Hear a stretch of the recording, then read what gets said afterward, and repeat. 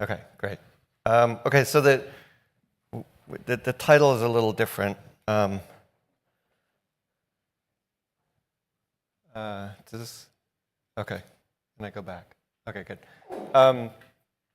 So we are going to think about flattening of the Phillips curve, but we're going to take a particular take on this, which is how does that relate to trade exposure? So, so this is joint work with Egon Zakrajsek. Okay, so we've heard the motivation throughout the day of the Great Recession suggested a missing deflation, and then the recent recovery suggests a missing inflation. I've worked, as Oscar mentioned earlier, on theories as to why we might see missing deflation during the Great Recession. But in generally, there's this weakening of apparent weakening of inflation and economic activity over time. And I don't think that my specific explanation for, say, the recession is something that would necessarily explain that, right? So I'm going to explore another avenue. And as we've discussed throughout the day, and Oscar made very clear, one possibility is that the conduct of monetary policy has changed, and that's resulted in the disappearance of the traditional Phillips curve because policy is actually behaving better than it otherwise would. Another common theme in the literature is the extent of globalization, and that reflected the comments of the governor this morning, and then other comments throughout the day too, and some of what Argia was saying. So, okay, so we're going to focus on this issue of trade and globalization, and my motivation, in part, I got onto this topic a little bit because I was asked to discuss a paper at the BIS by Kirsten Forbes this summer, and so I thought it was an interesting question. So there's sort of different takes on this that you can think about, and it's sort of debated in the literature. So, and Larry Ball has a very nice paper on this, which is well cited back in 2006. So you could think that maybe globalization led to increased competition and more price flexibility, and therefore a steeper Phillips curve in some way. And Argia has a nice paper exploring kind of competition in a global environment. But you can also ask the question, well, once you sort of recognize that there's traded goods out there and there's other forms of activity that comes from abroad, how might that affect the slope of the Phillips curve conditional on the degree of price rigidity? And so increased openness in some sense is going to reduce the response to the output gap in the New Keynesian model. And one way to think about this is sort of a measurement issue regarding marginal cost. Okay, so we're not fully reflecting the marginal cost when we're just looking at the output gap. Okay, so and sort of the cost pressures that are coming from the global environment aren't specifically related to the local environment, say. Okay, and then there's a recent evidence on this. So Larry has a paper. There was a sort of he gets famously quoted as saying no, no, and no to 3 questions about globalization. So Bordeaux and Filardo sort of think about things like, well, could I put global slack into Phillips curves at the country level and find something? And Kirsten Forbes, I summarized her paper as saying, well, it looks like global factors have become more important, but they've really become more important for CPI inflation, headline inflation, but actually less important for core inflation. So, I think the evidence here is sort of mixed on this topic. So. Okay, so today I'm going to first look at aggregate data, and in some sense is going to look very much like what Mark Watson showed you. I'm going to sort of estimate some Phillips curves and show you how they're moving over time.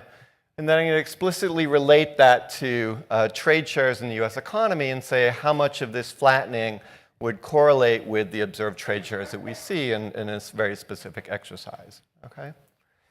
But then I think the sort of what's particularly novel then is we're going to go to industry level data, and again we've seen Mark's example of the richness of industry data, and Bart's is a good introduction to this. Is we're going to use very narrowly defined 6-digit industries. Okay, so if you look at like the glass industry, like that's at the 4-digit or something, and the 6-digit there's like flat glass, there's blown glass.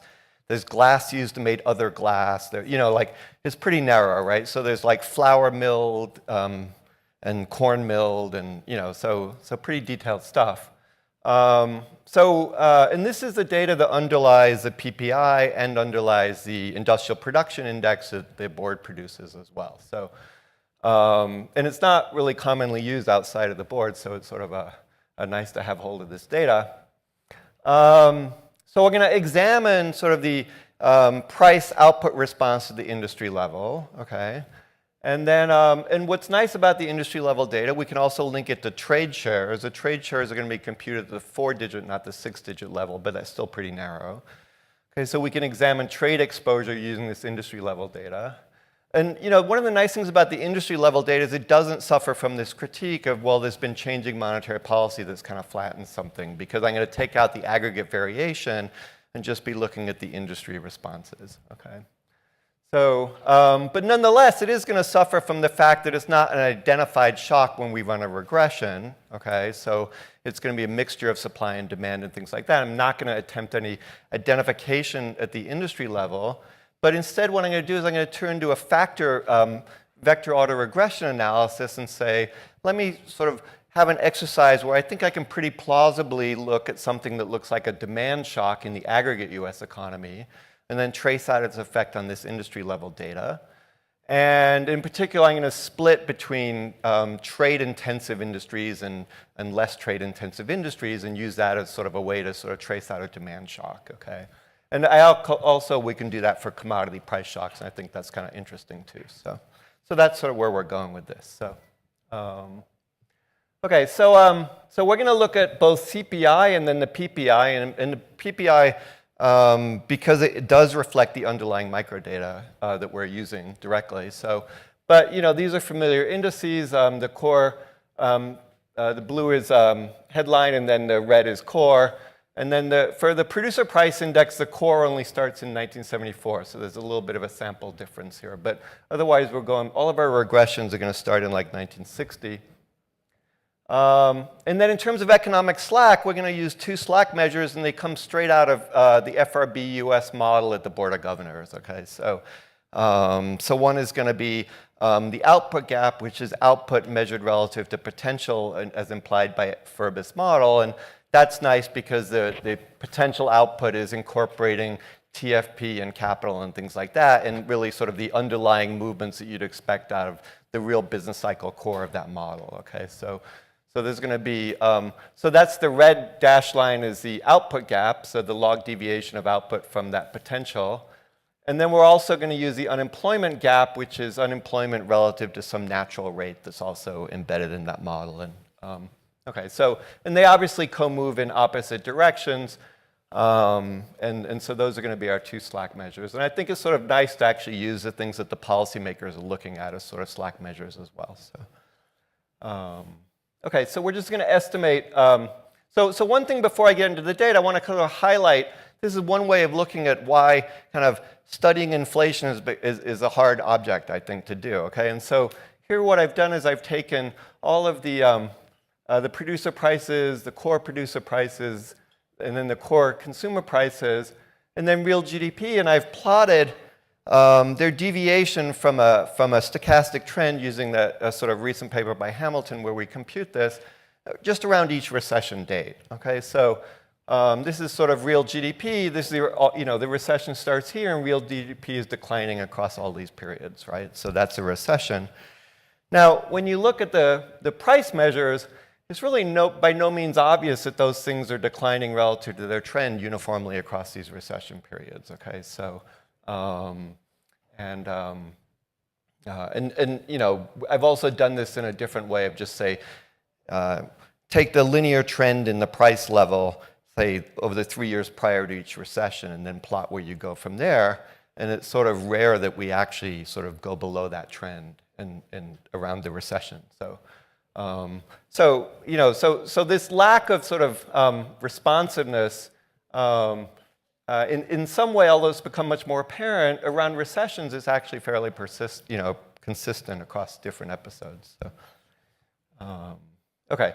And I will say in the paper, we actually asked the question about asymmetries. So where does the inflation pressure come from? And it really just comes from the boom periods, not the recession periods. And so I'm not going to talk about that today, but I think that that's something fruitful to think about for future research. Sort of, in a downturn, do we really see sort of deflationary pressures, or is it really just in the upturn that we see the positive inflationary pressures? Okay, so we're going to do something very simple. I don't want you to think about this as structural, as Oscar emphasized quite nicely. But we're going to regress, say, either a 1 quarter ahead or a 4 quarter ahead price change on an output gap measure and some lags, okay? So the output gap will be either this output relative to potential or this unemployment gap. And again, our sample is 62 to 2017, except for the core, which is available later. Okay, so these are sort of the regression coefficients that you get on these things. They actually look very nice. This is producer prices. The top is all producer prices, and then this is core, so X food and energy. But you get a very nice, systematically positive relationship between the output gap today and inflation either tomorrow or a year ahead. And similarly, for the unemployment gap, there's a negative relationship. I think it's sort of much more robustly estimated with core PPI than it is with headline PPI, but it's very strongly there in the data. Okay, so over this full sample from 1960, it looks like we have this sort of nice relationship. Similarly, if you were to do the CPI inflation, you see a very similar pattern. Very strong positive coefficients on the output gap and very strong negative coefficients on the unemployment gap. And the magnitudes of these things are on the order of 0.25, 0.3, and that contrasts starkly with, say, the estimates that Oscar was sort of mentioning of 0.03 on an output term, right? So, okay. So now what we can do now is now say, okay, how robust are these? And we have some sort of criterion for constancy of coefficients over time, and you would strongly reject them, and we pick break dates and things like that. That's in the paper. But I think this is sort of the very informative exercise, is to just say, let me just run 15-year window rolling regressions and report the coefficients from these regressions, okay? And so these are the time-varying coefficients for the output gap, producer prices, core producer prices, consumer prices, core consumer prices. And it's very clear and uniform across all of these inflation measures that there's this very strong relationship that you get in the early part of the sample period, positive relationship between output gaps and inflation, and then that's essentially disappearing substantially. It is actually recovering a little bit in the later sample period, which maybe is good news for some people, but there's this clear flattening going on, right? And that's consistent with what Mark was showing. If you did the unemployment gap, you would see a very similar pattern here. So a little less monotonic, but in this later sample period, there's almost no relationship between inflation and unemployment. Okay. So now a question is, to what extent can the trade sort of globalization story help us understand this? And so when we look at this, there's sort of clearly a downward trend. And how can we relate this to sort of rising globalization? So so here we're going to just take the U.S. trade share, and this is the sum of exports plus imports divided by GDP. So so that's varied substantially, starting at 10% in the early sample period, up to 30% now. Okay, so that's a fairly steady trend over time. So it's clearly not going to capture all of that variation in those coefficients that I showed you, but nonetheless, we can sort of interact this with the output gap or the unemployment slack measure and see how far that would get you. Okay, and again, I don't want necessarily think about this as causal, but just sort of an exploratory device, right? And this is actually a regression that Larry Ball ran in his paper. So okay, so when you do that, I'm just going to show you it for core, for core output, and then the core output times the trade share, or unemployment, and then unemployment times the trade share.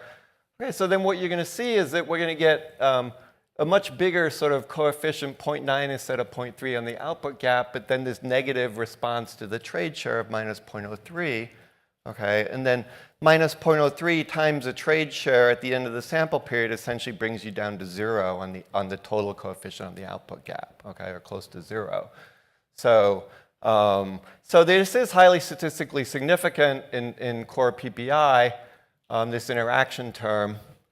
If you looked at the PPI, you also get a very similar pattern, which is that this interaction term again comes in very strongly and statistically significant. Okay, so there is some systematic relationship between this sort of rising share and then this falling coefficient. Now, they're both trending, so I'm not going to make too much out of that. And Mark is waving his hands this way and that way at me to sort of say, you know, let's be cautious here. But nonetheless, I can just say, suppose I took the fitted value, the implied value of this coefficient on the total output gap, for example, and how well would that do, right? And so this is the dashed red line here, okay? So, and you know, it's doing pretty well. It's not going to get all of this decline, right? And particularly, it doesn't get the decline in the early sample period, but you know, I think there's an argument to be made that maybe there is some component of increased exposure to trade that's doing something here, okay? And all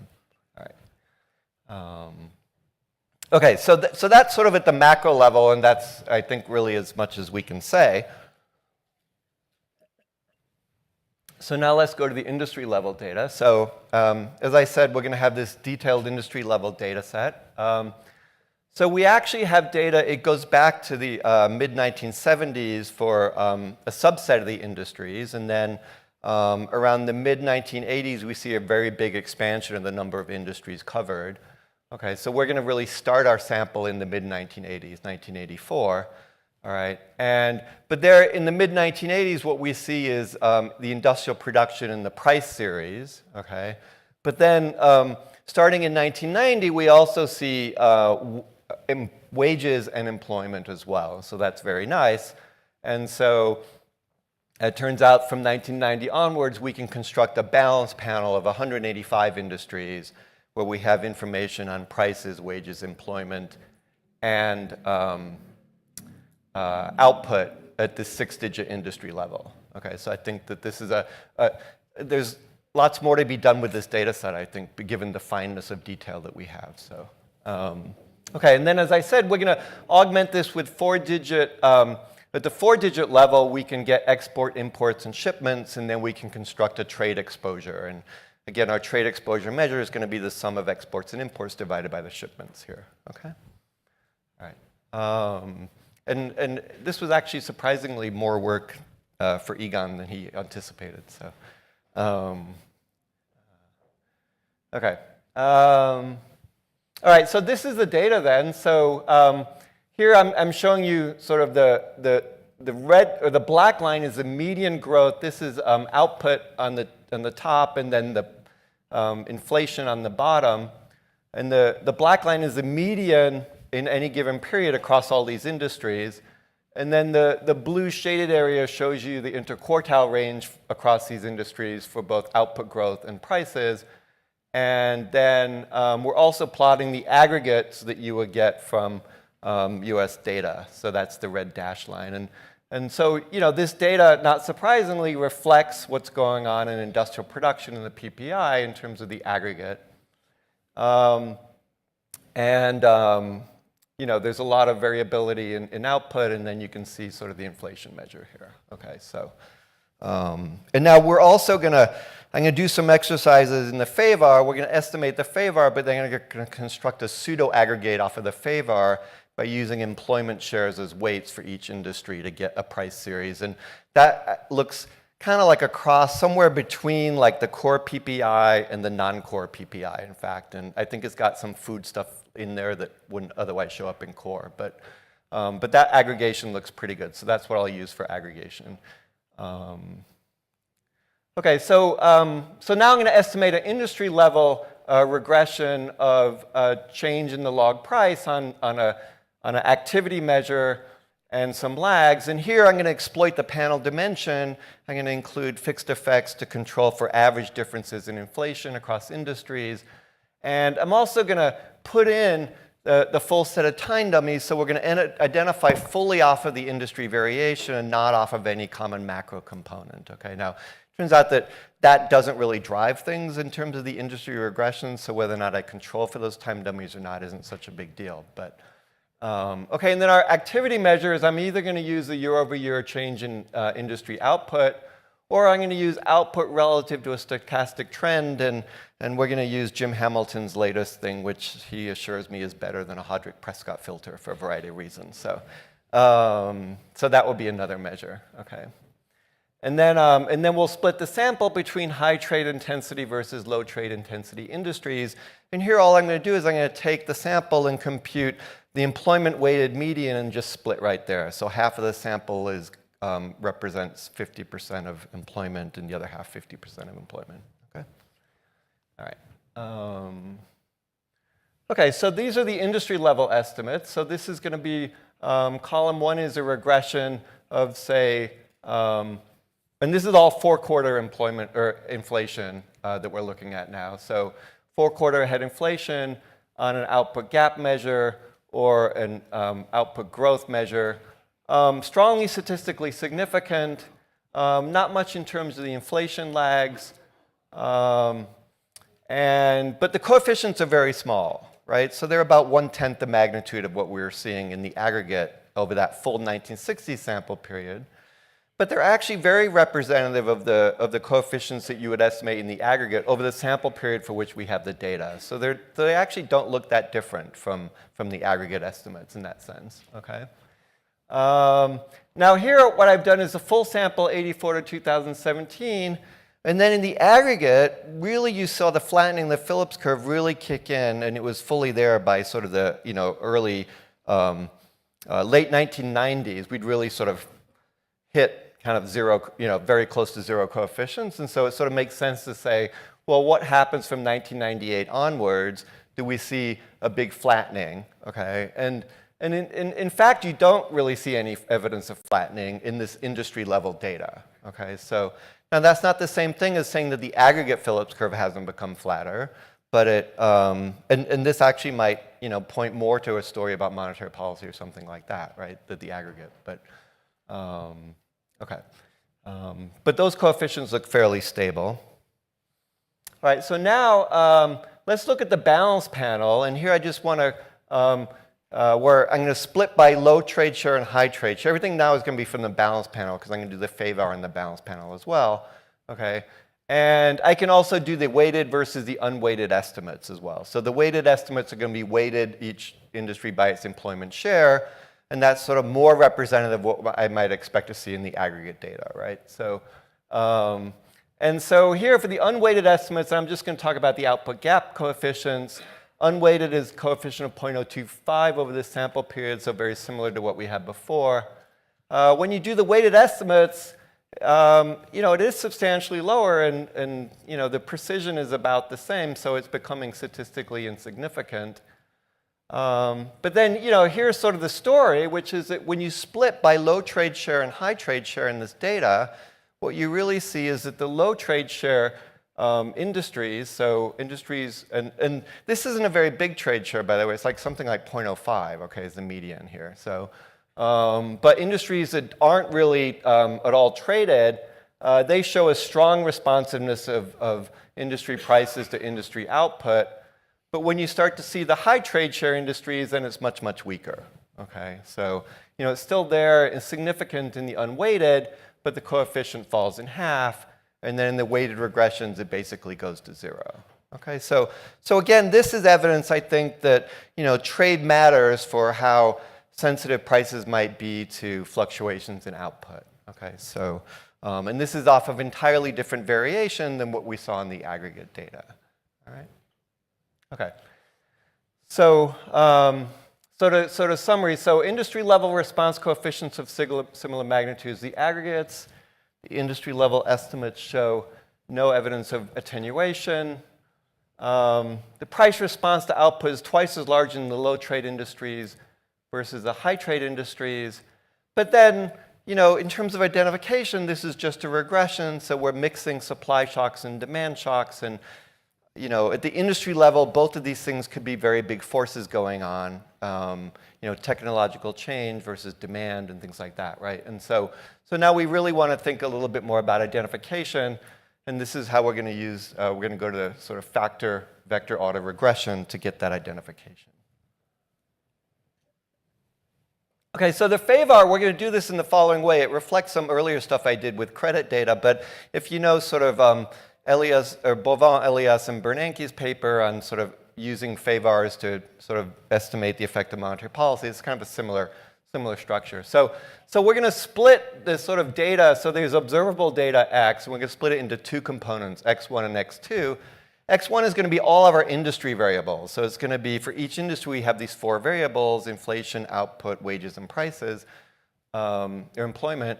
And I've got 185 of those industries, so there's 750 series there or something in X1.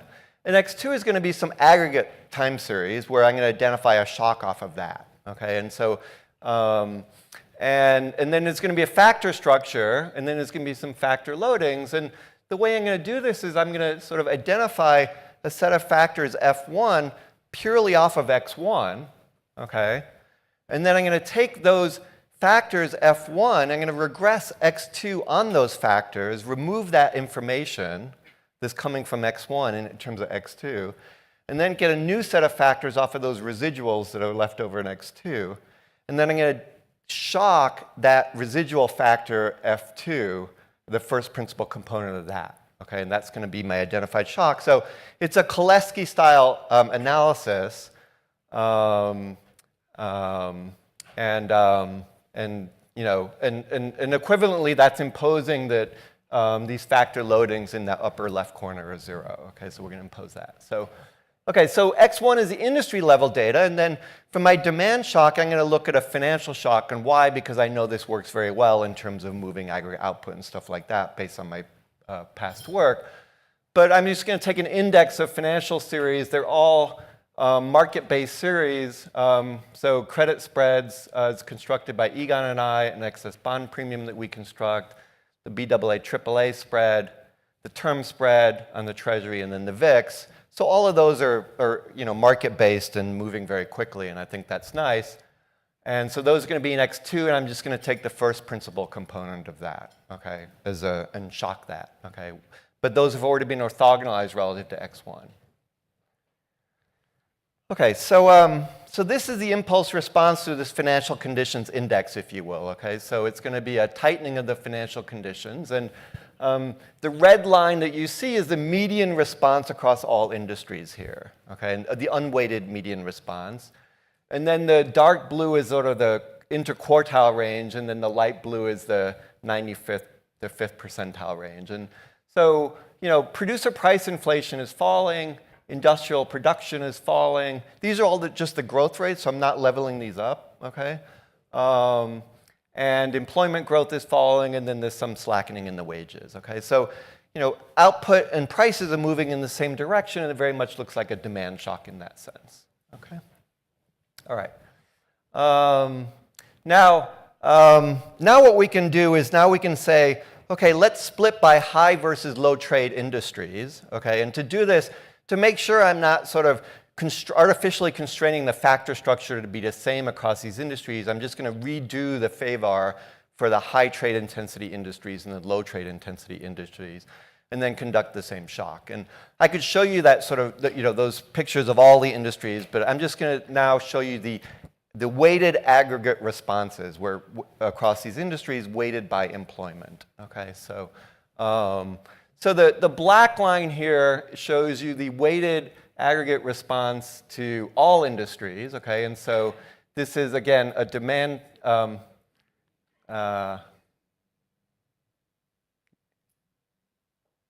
Right?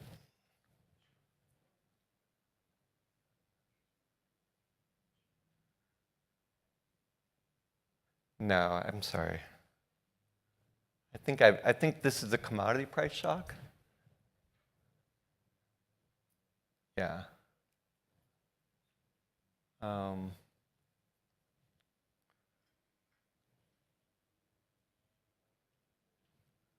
me see. I think this is the commodity price shock, because because output, yeah.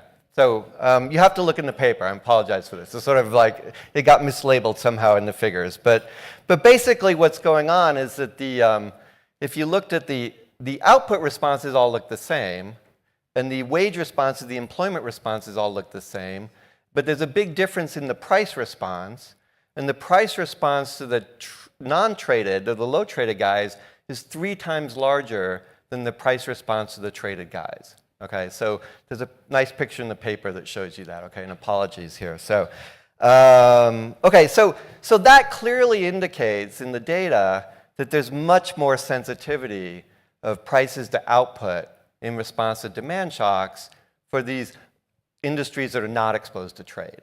Okay, and one nice way to summarize that, and this is the correct plot, is to compute the implied price elasticity to output at different horizons for the low versus the high trade guys. So all I do is that for each horizon, just accumulate up how much the price moved, and then divide that by the accumulated amount that the output moved. Okay? And here you can see that the price elasticity, this is for the full sample, it's about, after 10 quarters, about 0.75. It's, almost 1.2 for the low trade guys. So prices, for every 1% movement in output, prices are moving by 1.2%. And then for the high trade guys, it's more something on the order of 0.3. So it's literally less than a third the response, okay, the price elasticity to output that's coming out of this data, okay. So I think that really does make the case that, there's something different going on in the tradable goods industries in terms of how their inflation is responding over the cycle to demand shocks, okay. And then similarly, I can do the commodity price shocks. And here what we do is I take the XXII index and I replace it by, take out the financial variables and just put in a series of 10 commodity prices that make up the aggregate commodity price index. Okay, and again, do the same identification procedure. And so this is where you see sort of prices are rising and industrial output is falling, okay, in response to this shock. It's not completely clean because there's a little bit of an employment response early on, which is positive rather than negative. But if you sum these up, it's clear that the output decline is, there's a strong output decline and a strong positive price increase. So it looks like a supply shock in that sense, okay? And again, you can do the aggregate response effects. And again, what you're going to see is that the industrial output response to this shock across these industries looks exactly the same. So high trade versus low trade. So it's not about one being more exposed to these commodity prices than the other in terms of the output, right?